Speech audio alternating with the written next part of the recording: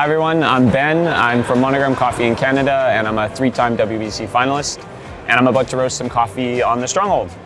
We have here Takeshi. It's a Gesha, it's a pea berry, super dense coffee, really floral, really fruity, and we're excited to bring some great stuff out of here.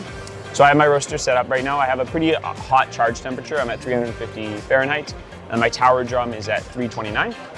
And then for my initial settings, I like to use a lot of hot air, a good amount of halogen. I find that the halogen helps remove the chaff from the coffee, it helps with drying. And then for my bean agitation, I'm at 8. I find that bean agitation gets the coffee moving, but still keeps like a nice stable bed of coffee. So we'll just pop it in. And then go for it. So I'm using a reference of the coffee that I roasted a couple days ago. So we're gonna tweak a few things, but it's a good reference to start with. So as you'll see as we go along, I'm gonna slowly step down my halogen. I like to have the halogen nice and hot at the beginning. I think it transfers a lot of good heat into the coffee.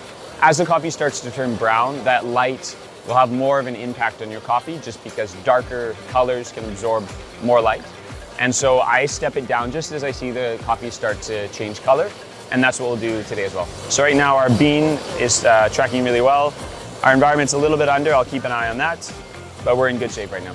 So some things that I'll watch for is just to make sure this turnaround's similar.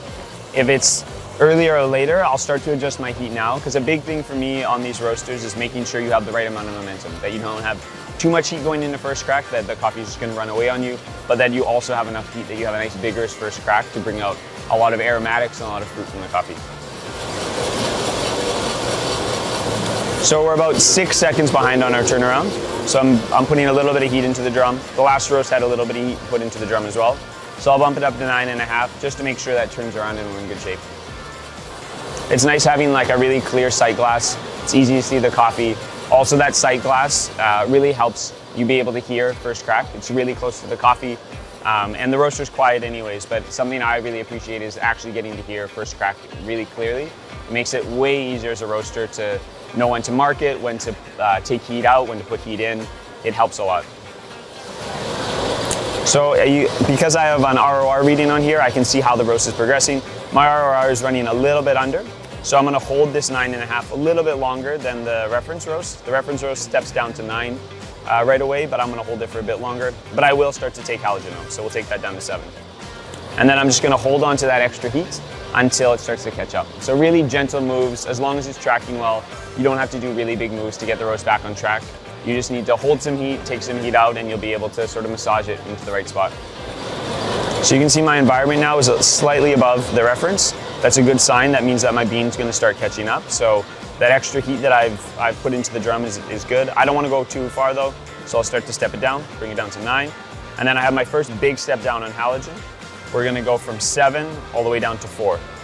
Now the halogen isn't giving you a ton of energy, it's not really controlling the momentum of the roast, but because it is such a specific type of heat, I really want it in certain stages. So it can have really powerful positive effects at the beginning, but if you're too harsh with it, if you use a high halogen once that coffee started to brown, you might start to taste some more roast notes in the coffee. Some people like that, some people don't. I think it's important to have awareness of where that flavor is coming from. So we're gonna step down to 4 now. My ROR is riding just above where it's right where I want it. We're gonna just slowly line this curve back up. And I'm gonna step it down to 8.5. We're gonna hang out here for a bit. So we're coming up on 5 minutes. I'm gonna start to pull out all my halogen, and then we're just using that air to really gently roast the coffee and also to give us really even, clean development. I'm gonna move a little bit early on this next move down to 8, just because I can see I still have a lot of heat in the drum, so I just wanna make sure I'm coming into first crack the same way I did on the previous roast. So move a little bit early there. We're down to 8. And now my roasting style is to just make sure you have a good amount of momentum coming into first crack, a good amount of heat.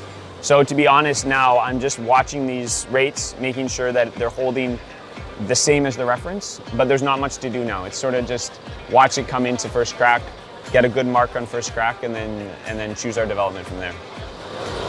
So my target for this roast is I'm hoping to have about 1:20 of development time. This is a washed geisha, so we're trying to really preserve those florals. But the big thing for me is making sure that washed geishas have a lot of heat, a lot of energy, so that first crack can continue. So the big thing for me is I'm gonna come in pretty aggressively, and then as it starts to crack, as I hear that develop, I'm gonna take a lot of heat out. And this will help preserve the florals in the coffee to make sure that we're not roasting away all those beautiful notes that we're developing currently in this roast. And you can see those small tweaks we did to heat, those small adjustments have put us right on that line. So little small things can put you back in place. You don't have to steer too hard with this roaster. It's gonna do a lot of work for you. So you can see here, there's a gentle decline of my heat, and that's gonna continue into first crack.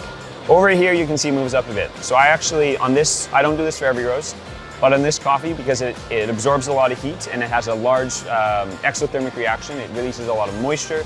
What I'm gonna do is actually add a little bit of heat just to keep first crack rolling, and then I'll pull it out really hard. This doesn't work for all coffees, but this one, because it's so dense, it requires that little bit of extra heat right at first crack. I don't wanna do it prior to first crack, because then I'll come in too fast. I wanna give it just enough heat so it can finish that reaction of first crack, and then I'm gonna take that heat back out. So I'm just gonna have a little bit of heat. First crack has just started. Heard a couple little pops. And then I'm gonna mark first crack right there. And now I'm just listening. I'm gonna hear how the roast is progressing, make sure that first crack is going well. It's not too aggressive, but it's still solid. I can hear him quite clearly. I'm gonna step down to 7 now. I'm gonna hope that this starts to move down, this environment temperature. And then I'm gonna line up another step to 5. These 2 big steps will really pull heat out. They're gonna help slow down that roast and make sure that once we've developed those florals with that extra energy that we put in, that it's gonna get preserved in the roast. So I'm gonna drop it right at 10 minutes.